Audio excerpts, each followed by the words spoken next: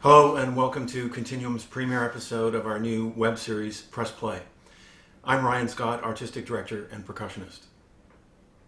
Since 1985, Continuum has had the tremendous fortune of exploring new ideas in music in Toronto, which is home to many Indigenous people from across Turtle Island and has been a site of human activity for more than 15,000 years.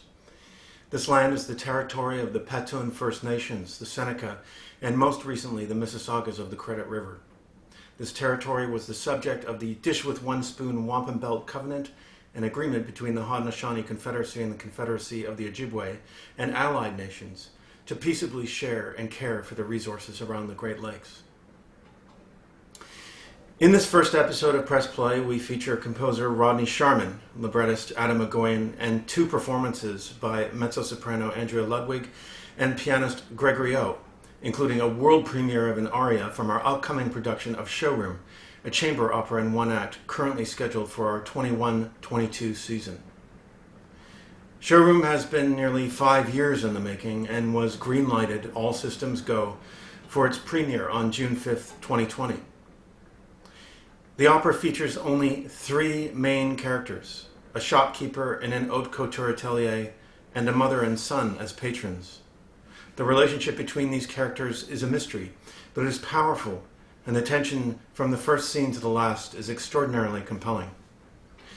Atom and Rodney have had a long working relationship, including their first and only other opera, Elsewhereless, from 1998, which received over 35 performances both across Canada and the Netherlands. Let's hear more about Showroom directly from them. This story is an unusual one. It's a mother and a son looking for her clothing, and you wouldn't customarily think that this is a mother-son activity, but it is for this particular mother and son, because you begin to understand that they have a relationship with the woman who runs the store, this person who is presenting all these choices, these offerings, and each one of these pieces of clothing seems to change the temperament of the moment as it builds towards this very unusual revelation as to why the mother and son are there together. And there's this idea of this stranger, this apparent stranger, having contact with the mother's body, but then the mother and the son having contact with her body.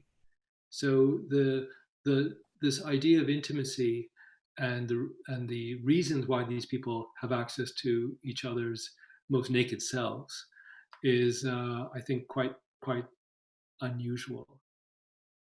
Almost every piece I've done for the theater, whether in dance or in opera or in cabaret, has been a kind of fragmented narrative. This is the first narrative that I've written that really goes from beginning to end in real time. And I believe that at this stage of life, I have a better insight into being able to do that, in part because I have grown to know the music of Mozart so well, and that Mozart does this better really than anyone. To take advantage of beauty and contemplation as it takes place in the text, and stopping the text to simply dwell on this for musical reasons, and to find a way that makes that happen, creating dramatic magic as well as musical magic. And there are places in the text of Showroom where I simply stop and dwell on a word, on an atmosphere, on the beauty of the voices, on the unusual timbres that are created by the mix of old and new instruments in the ensemble.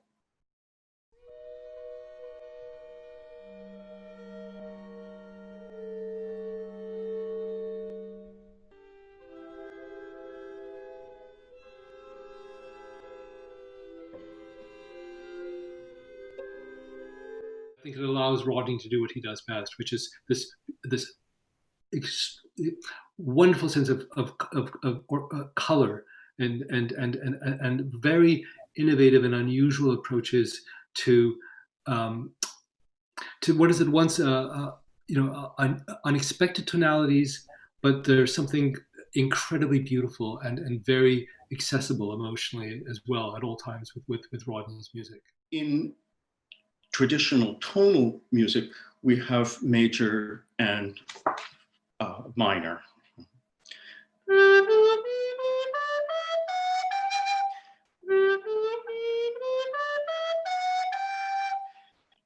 The recorder, in its simplicity, allows for very, very fine gradations of microtones in a way that no modern instrument, except for a string instrument, can achieve.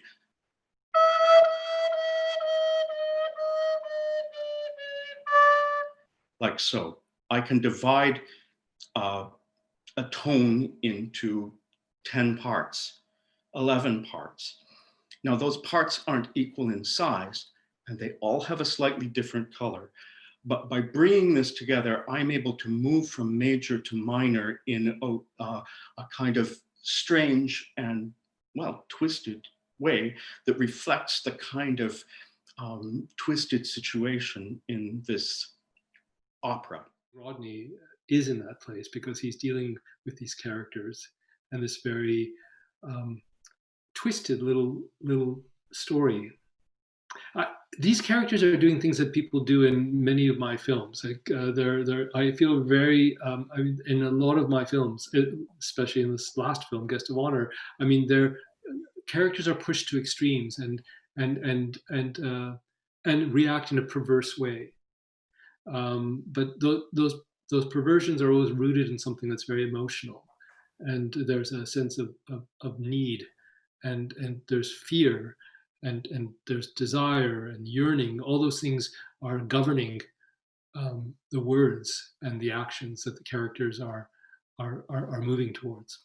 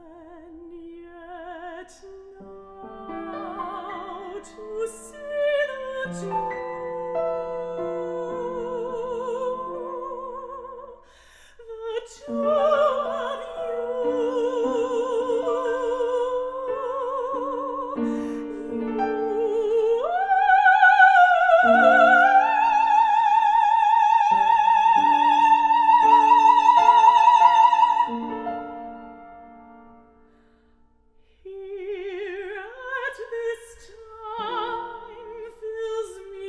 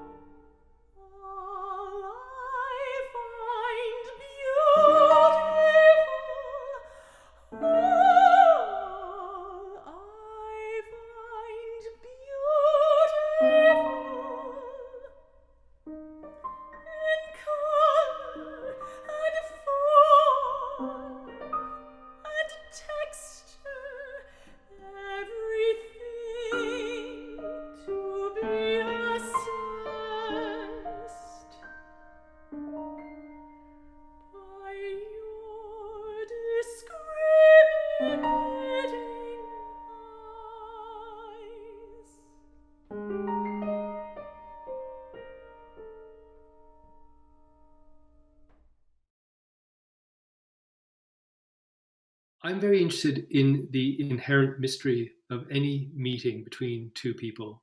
That there are so many things that are being negotiated, and I think Rodney is very interested in the inherent mystery of sound, the inherent mystery of entering a sonic environment, and all the temperaments. You know that things are not necessarily as well tempered, if you will, as they might seem to be, and he explores that in a very innovative and distinctive way. I am unsatisfied by conventional escalation in music. Most of it, if you think of the masters who do it really well, Rossini, Beethoven, where it gets louder, faster, bigger. And this is the way that we do it. Sometimes higher. You think about how something builds, etc.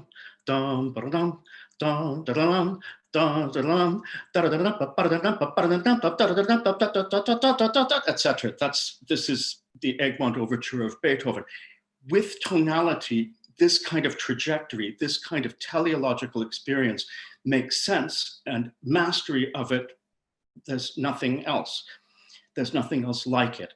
However, in our time, to emulate this through greater density or to emulate escalation through the conventional methods of crescendo, of getting louder, of getting faster, of getting, or of speeding up, doesn't have its intended effect.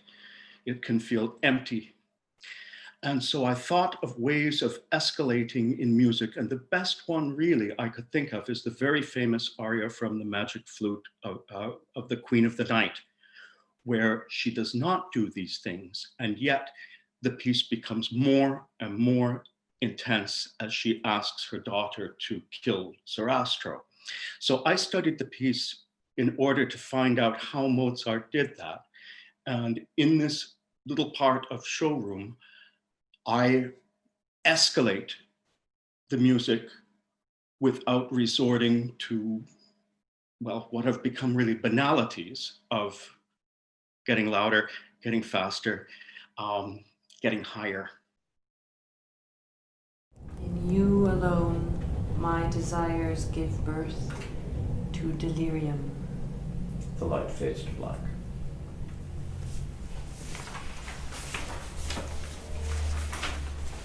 You know, on page 8,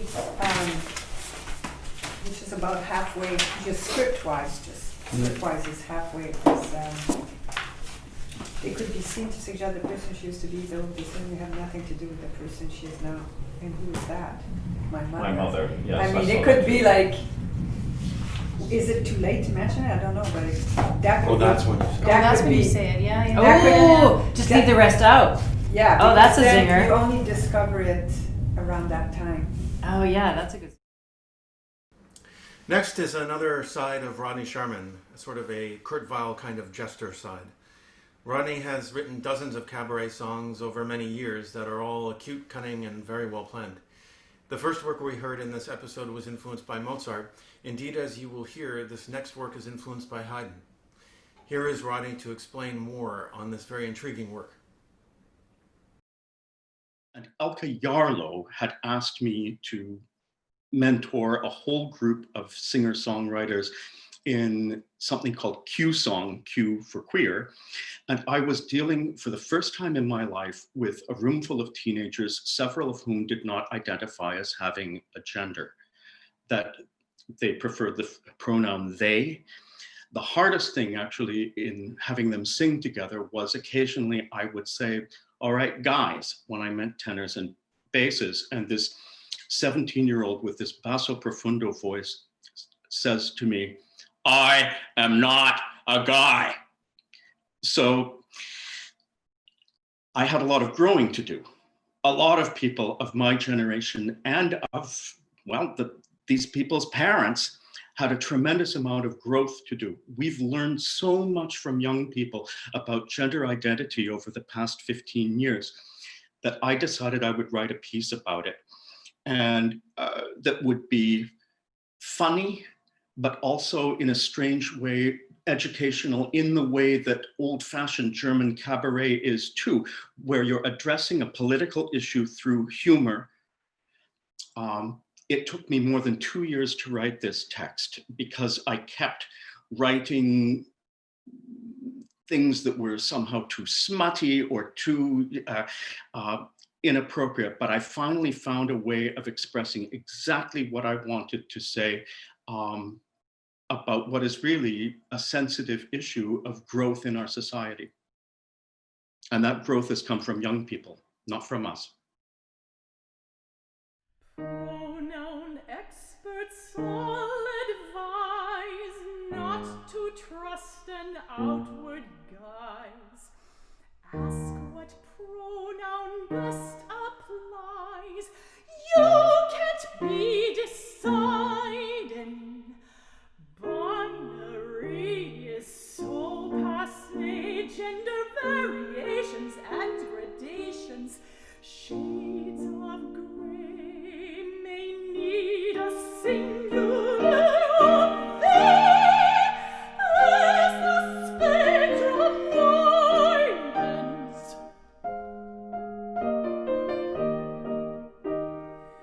Listen, sis, and follow me. Smash linguistic tyranny. Celebrate diversity coming out of Haydn.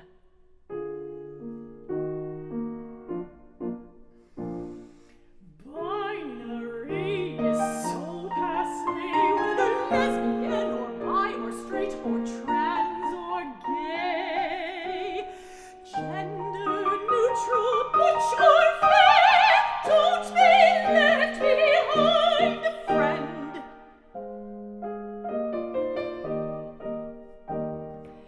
Gender roles have had their day.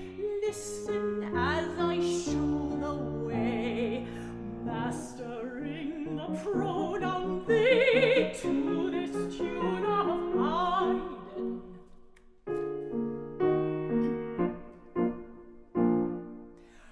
I, me, mine, we, us, ours, you, yours. That was singular. Plural sounds the same. You, yours. She, her, hers. He, him, his. They, them, theirs. That was singular. Plural sounds the same. They, them, theirs. Just like you and you. Thou and thee and thy and thine are gone, and ones were left behind. Soon unless the royal will let loose rather sentence me.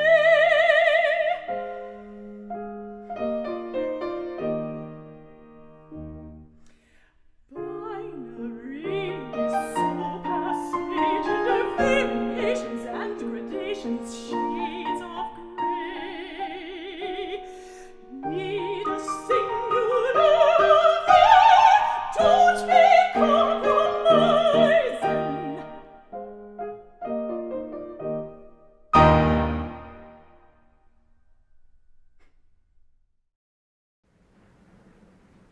Thank you for watching episode 1 of Press Play, and thank you especially to Andrea Ludwig and Gregory Oh for sharing your incredible artistry with us. I had the enormous privilege of being the only person in the room at the Canadian Music Centre when Pouya Hamidi recorded their works for this episode, and I continue to be moved and inspired by that experience. Episode 2, Hatch Extras of Press Play, will be broadcast on October 28th at 8 p.m. Please visit our new website, www.continuummusic.ca, for details on that episode. And stay tuned for more information on our continuing Press Play episodes. There are many more to come. On our new site, you will see a little support button. It's really cute and turns sideways if you get close to it. It's even more fun if you click on it. Please also follow Continuum on social media to find out more about what we're up to. Thank you for watching.